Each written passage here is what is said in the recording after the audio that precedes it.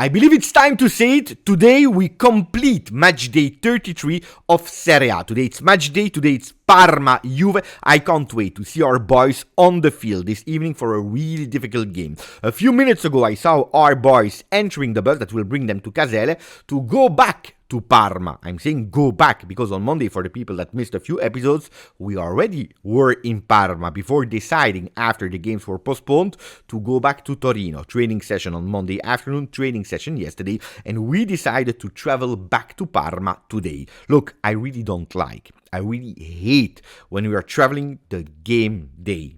It's a disaster. Why? Because 10:30 a.m. we were in the bus, we take the plane, we will arrive around 12 p.m. in Parma.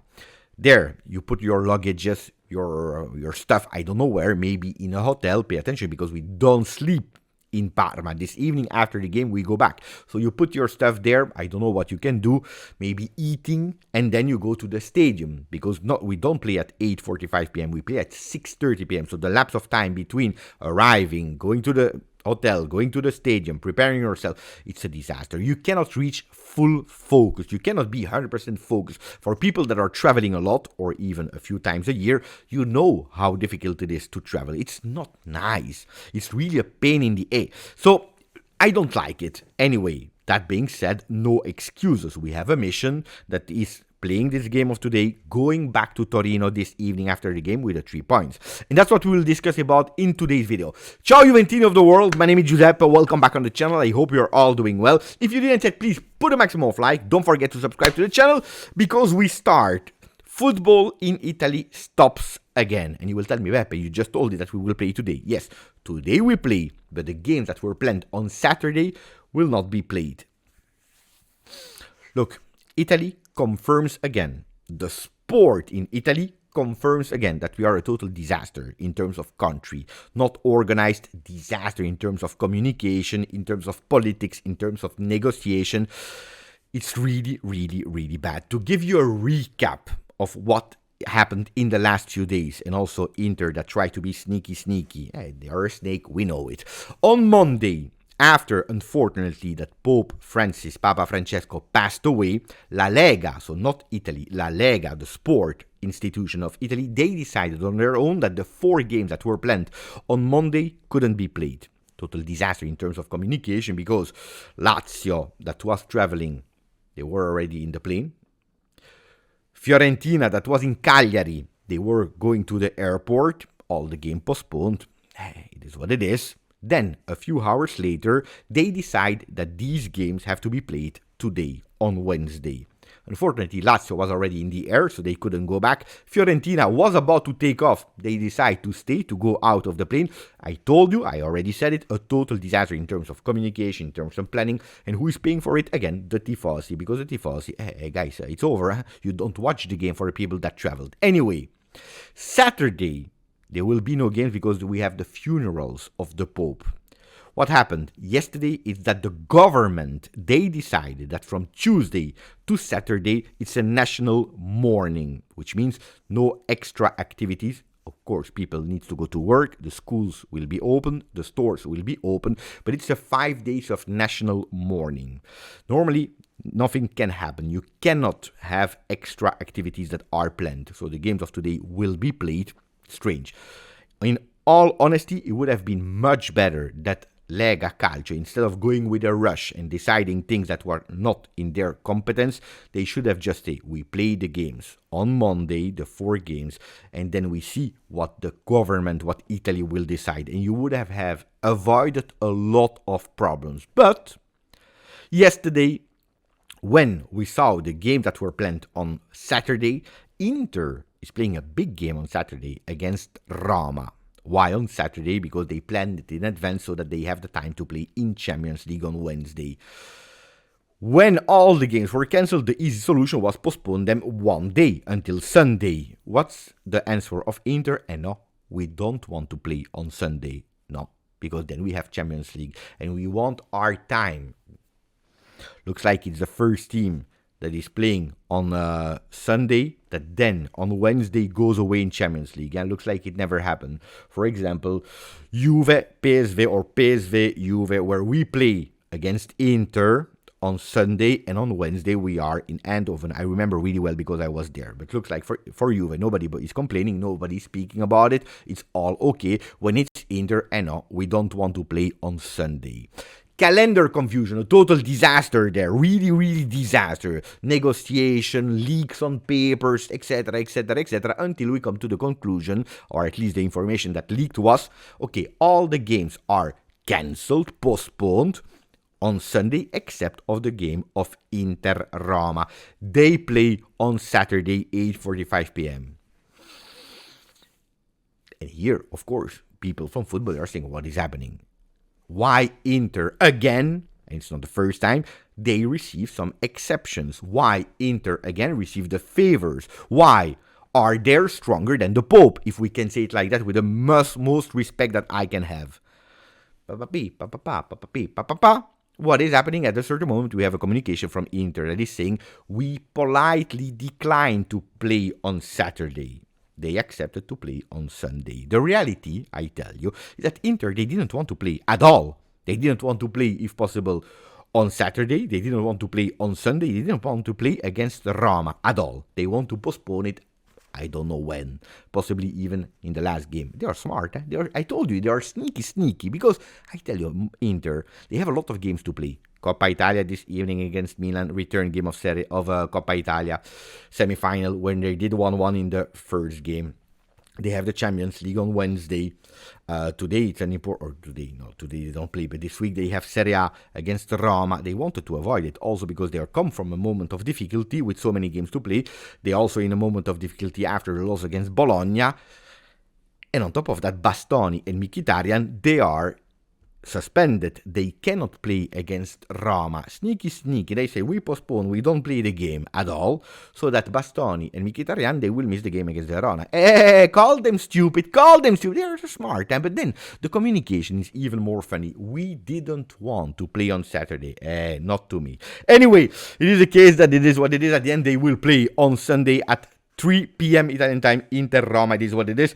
I want to come back on something. Yesterday I recorded a video about the next gen. I was really happy for the comments that we saw and people appreciating it. Now I saw it again, I watched it again, and I have to say that the video was not complete because I missed a few tactical important things that Brambilla did. Yesterday I spoke about, yes, the coach that was able to do a miracle with some individualities with Claudio Chiellini, but I didn't say tactically what they did, a few changes. I didn't speak about that fino alla fine pack, the really we believe in it when people are not believing in ourselves. So I'm not sure if I want to record a second video with a second part, or it is what it is and we accept it like that. So I missed a bit of information. I was not happy and not proud about the video I recorded yesterday. It is what it is. The squad list against Parma remained the same. The communication came just now. It's exactly the same squad list with the same players. So Koopmeiners is not there. Adzic remains there. Bangula is not there. Perin is back in the squad list. So we see that we didn't do any change. And I told you, like anticipated 2 days ago, I'm happy. Or yesterday morning video, I said I'm happy. I'm happy because psychologically, saying to a guy like Adzic, for example, look, you were called up, but now you're not called up anymore because there is the game of the next gen, would be such sad. I don't know if Adzic will play or not today, but changing things in terms of communication would be really bad. So I'm happy that he confirms in block the same that already traveled to Parma. For the attack, Coppia da Juve, a duo of Juve with Dusan Vlahovic and Kolo Muani, because also in the predicted lineups we confirm what was the team that should have played already on Monday against Parma. No changes there, with Perin that is on the bench, Di Gregorio in the goal, Kalulu, Veiga, Kelly, 3-man defense, McKennie on the right, Cambiaso on the left. Possibly that can be the only change if they invert wings. Locatelli, Thuram in the duo, and then Nico Gonzalez, Kolo Muani behind Dusan Vlahovic. And I tell you, I'm happy. The only thing that I wanted to see, if it was not these 11 that were confirmed, and Yildiz would have started from the start, would have been that Kolo Muani played instead of Dusan Vlahovic, because I really believe that also psychologically, when you say to a guy, you start, you play, You motivated him, you explained him that he's the one, and then 2 days later you say, no, you don't play anymore because Yildiz is back. Guys, we have still a few games to play. You never know. Imagine Dusan Vlahovic is injured. You need again a Colomani that hurt a few days ago.